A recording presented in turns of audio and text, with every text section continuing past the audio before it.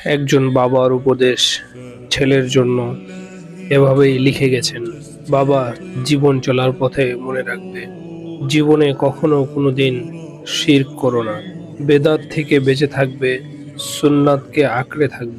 কে মানছে, কয়জন মানছে, এটা দেখার বিষয় নয়। তোমার মাকে ভালোবেসো, যত্ন নিও। অনেক কষ্ট করেছে তোমার মা তোমার জন্য। আল্লাহর সন্তুষ্টির জন্য সব কাজ করবে, মানুষের সন্তুষ্টির জন্য নয়। তাহলে কষ্ট পাবে না কোনোদিন। হালাল রুজি তালাশ করো, যদিও তা অল্প হয়, সুখ আছে।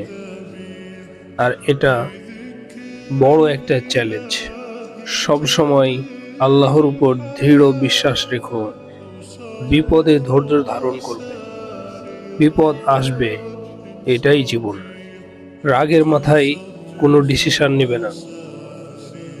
প্রতিদান আশা না করে উপকার করবে, প্রতিদান আল্লাহর কাছে আশা করবে। সচ্ছল অসচ্ছল উভয় অবস্থায় দান করিও। মানুষ নয়, নিজের সমালোচনা বেশি বেশি করিও। সহি আকিদার উপর নিজের ঈমানকে অবিচল রাখার চেষ্টা করিও। কথা কম বলবে আর শুনবে বেশি।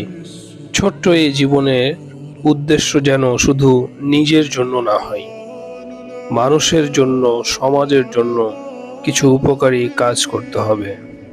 প্রতিটা ইবাদত করবে আল্লাহর সন্তুষ্টির জন্য এবং নবীর তরিকায় পদ্ধতিতে। জীবনে বড় হতে চাইলে নিজেকে ছোট মনে করিও।